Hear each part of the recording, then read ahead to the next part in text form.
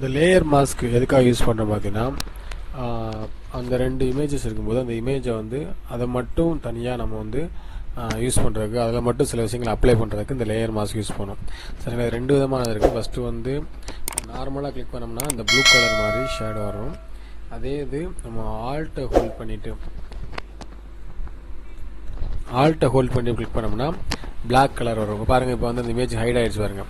அந்த இமேஜ் தெரியணும் அப்படின்னா என்ன ஒன்றா, இந்த ப்ரஷ் டூல் இருக்குது பார்த்தீங்களா, அந்த ப்ரஷ் டூலில் கிளிக் பண்ணிவிட்டு இங்கே முன்னாடி ஒயிட் வச்சுட்டு நீங்கள் என்ன பண்ணணும், இங்கே மட்டும் தெரியணுமோ அங்கே மட்டும் நீங்கள் அழகாக இப்படி கிளிக் பண்ணிங்கன்னா அதை இது பண்ணிங்கன்னா அந்த படம் அங்கே மட்டும் தெரியும். இந்த மாதிரியான ஆப்ஷன்ஸுக்கு யூஸ் பண்ணுறது தான் இந்த லேயர் மாஸ்க் அப்படிங்கிறது.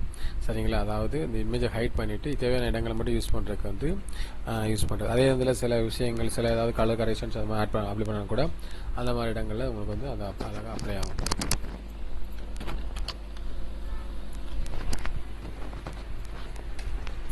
இதே இது நீங்கள் ஒயிட்டு கொடுக்கும்போது என்ன ஆகும்னா அது அப்படியே இருக்கும். அது ஏதாவது அதே மாதிரி அதனுடைய இங்கே உள்ள ஃபோர் கிரவுண்டை வந்து பிளாக்காக மாற்றிட்டு நீங்கள் அது மேலே இது பண்ணிங்கன்னா அது அப்படியே அழிஞ்சிரும், அது விசிபிள் ஹைட் ஆகிடும். இதே இது நம்ம வந்து பிளாக்காக மாற்றி கொடுக்கும்போது, அது இன்வெர்ட் பண்ணி கொடுக்கும்போது நமக்கு வந்து ஒயிட்டு கொடுக்கும்போது நமக்கு வந்து இதில் சேஞ்சஸ் அப்ளை ஆகாது. ஏன்னா ஒயிட் இருக்கும்போது பிளாக்காக இருக்கும்போது ஒயிட் வச்சுட்டு பண்ணணும், ஒயிட்டாக இருக்கும்போது பிளாக் வச்சுட்டு பண்ணணும். சரிங்களா?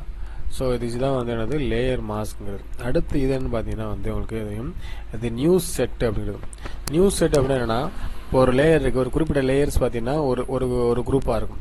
அதாவது டெக்ஸ்ட் எல்லாம் ஒரு குரூப்பாக வைக்கணும், இமேஜ் எல்லாம் ஒரு குரூப்பாக வைக்கணும் மாதிரிச்சுன்னா அந்த மாதிரி இடங்களுக்கு என்ன யூஸ் பண்ணலாம் பார்த்தீங்கன்னா இந்த செட்டு வந்து யூஸ் பண்ணலாம்.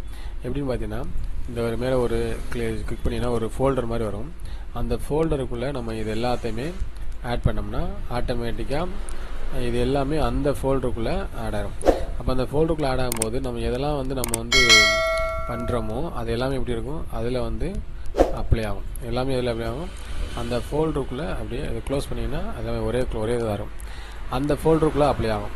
இப்போ உதாரணத்துக்கு வந்து பார்த்தீங்கன்னா, இந்த ஃபோல்டருக்கு நீங்கள் வந்து டூப்ளிகேட் இருக்கிறனால டூப்ளிகேட் இருக்கிற இன்னொரு செட் அதே இது அப்படியே வந்து டூப்ளிகேட் ஆகிக்கும். அந்த மாதிரி விஷயங்கள்ஸ் வந்து உங்களுக்கு வந்து இதில் கிடைக்கும். அந்த மாதிரி அதே அப்படி இன்னும் செட் எடுத்து அதை மல்டிப்ளை பண்ணிக்கலாம். அதே சரி, அந்த மாதிரி எல்லா விதமான ஆப்ஷன்ஸும் வந்து உங்களுக்கு வந்து அதை யூஸ் பண்ணுறதுக்கு அழகாக இந்த இது யூஸ் பண்ணுறோம். இல்லைங்களா? இதுதான் வந்து என்னது இந்த க்ரியேட் செட்டுங்கிறது.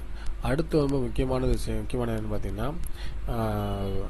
அதனுடைய adjustment layers, create new adjustment layers, new fill or adjustment லேயர்ஸ்ங்கிறது எப்படின்னா, இது அதே மாதிரி நீங்கள் வந்து ஃபில் பண்ணுறதுக்கு ஒரு சாலிட் கலர் லேயர் கிரியேட் பண்ணோம் அப்படின்னா ஒரு சாலிட் கலர் லேயர் வந்து கிரியேட் ஆகும்.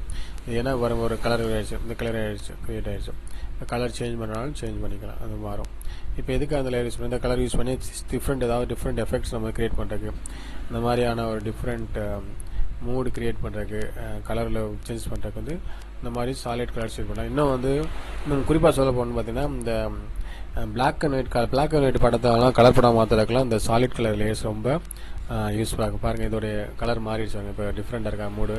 அதே மாதிரி இது லியூமினாசிட்டி கொடுக்கும்போது அதனுடைய இது மாறுது, இந்த வித்தியாசமாக ஒரு கலர் டோன் நமக்கு வந்து கிடைக்கிது. இந்த மாதிரியான விஷயங்களுக்கு நம்ம யூஸ் பண்ணலாம். இதே நம்ம கலர் மாற்ற அந்தந்த இமேஜுக்கு எப்படி கிளிக் பண்ணிங்கன்னா அதோடைய கலர் மாறும்.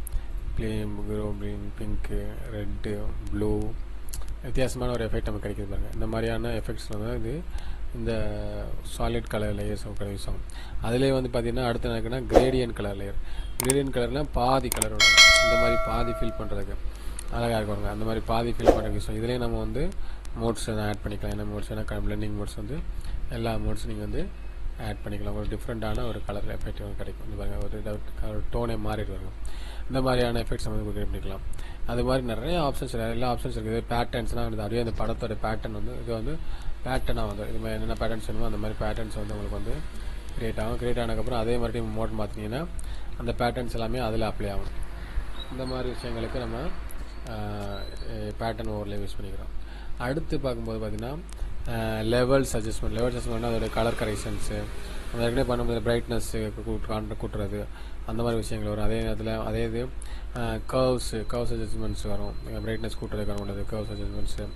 அடுத்து பார்த்திங்கன்னா கலர் பேலன்ஸ், நம்ம பண்ணுற எல்லா விஷயங்களுமே இதில் ஆட் ஆகும். செப்பரேட்டாக உங்களுக்கு வந்து கிடைக்கும். கலர் பேலன்ஸ் கூட்டுற என்னென்ன கலர் வேணுமோ நீங்கள் கலர் கூட்டிக்கலாம் குறைச்சிக்கலாம் அந்த மாதிரி விஷயங்கள் வரும்.